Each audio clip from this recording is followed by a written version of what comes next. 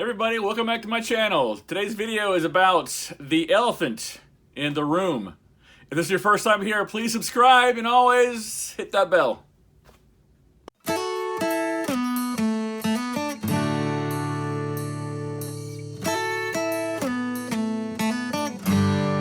Do you know how to address the elephant in the room? If you want to know more, please stay with me for a few minutes. I am the Comfortable Counselor, helping you to write your Chapter 2. So relax, put your feet up, let's do this. Question for you, how many of you who are listening, watching this video have an elephant in the room? I think we all do. I mean, if you work, if you have a romantic relationship, if you have a friendship, and especially family, right? If you're living or breathing right now, you know there's some kind of elephant in the room, whether big or small.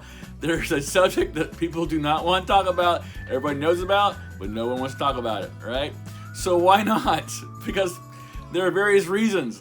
Sometimes people say, well, I don't want to offend anyone. I don't want to make any waves. I don't want to be that person who makes all the drama and things like that, right?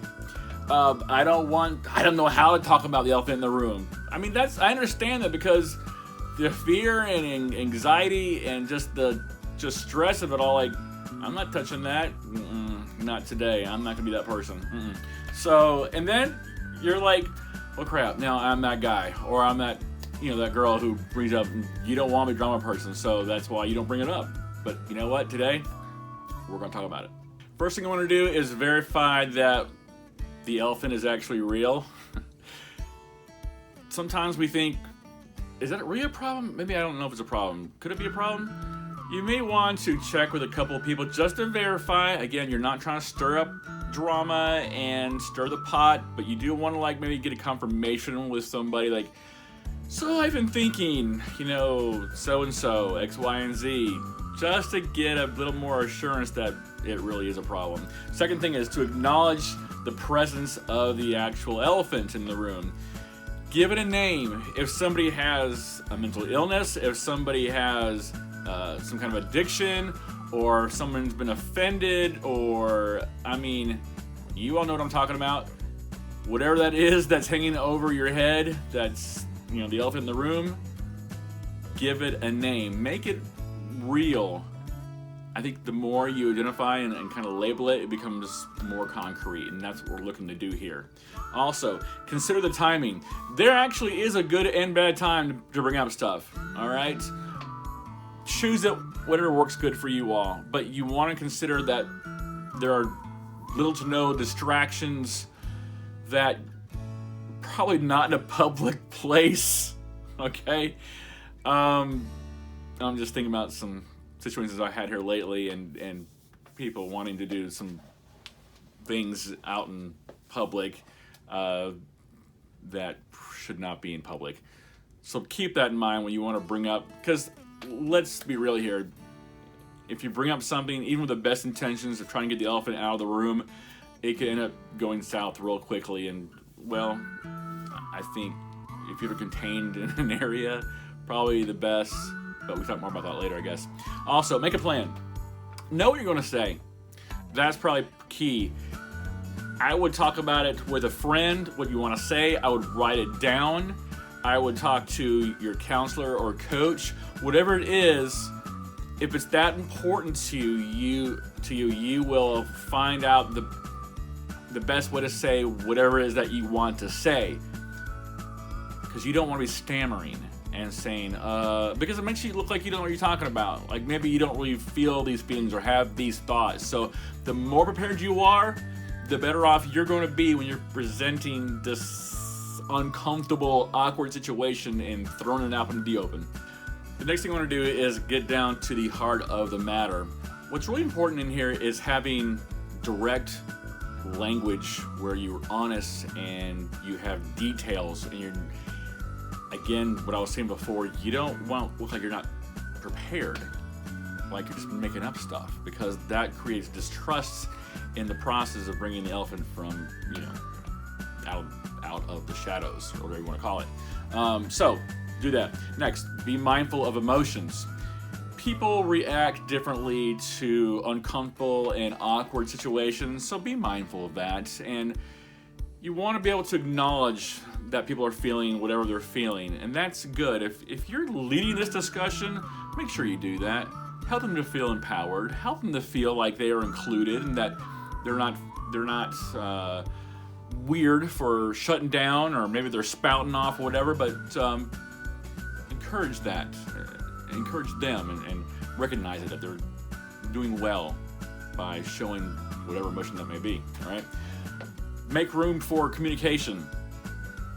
Along that same line, encourage people to express themselves, to talk, to be able to ask questions. What you don't want to do is come off with a feeling of superiority. You're in control and you're shutting down people. That's not what you want to do. You want to make sure they feel like they feel safe. When I say safe, I mean that they're not going to be yelled at for voicing an opinion.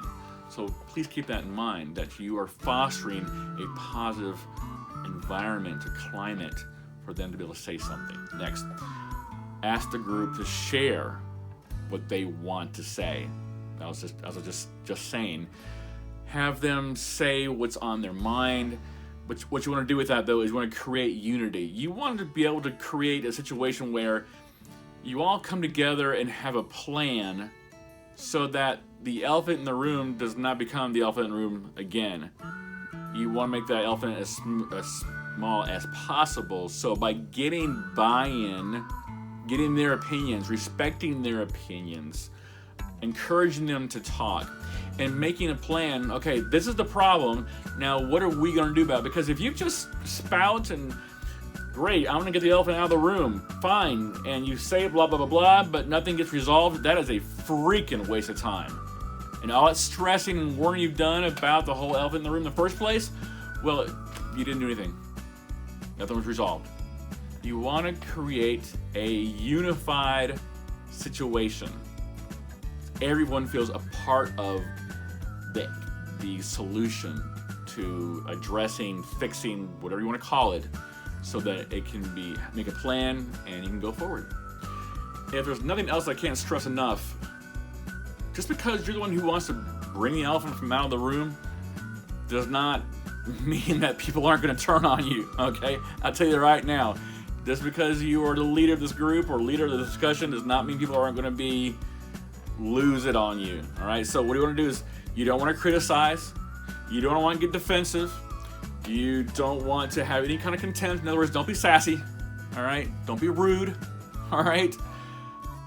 Respond. I think I've had a video about this before, reacting versus responding. I'm pretty sure I do. Check it out. So, you need to maintain if no one else is going to, be mature and holding their stuff together, let that be you, okay? So at least you can be in a situation where you are in control of your emotions and your actions. So again, don't criticize, don't get defensive, don't be rude and sassy. Just listen, active listening, hear what they're saying. This can be resolved. These problems can be resolved if at least one person can maintain some smoothness, okay? Be a soother. I know lots of soothers in my life. Actually, I just know one. She's my wife. Great person. She knows how to de-escalate a situation better than I do sometimes, all right? So be that person. And above all else, be positive. The more positive you are about this elephant in the room, the better off things are going to be. It may not be, like I said, there might be screaming and yelling and rudeness and sassiness, but don't let it come from you, okay? Be the one person who maintains control, who responds instead of reacts, so that things go a whole lot better, so that you want it resolved. Be positive. So this is what my video is about this week. I hope you all have gotten something positive from it. If nothing else, please remember, this is your life. This is your story to write or rewrite as many times as you want. You have the power and the ability to do this. So remember, I have other videos that are in my catalog. Please see them. I come out with new ones every Sunday. Please subscribe.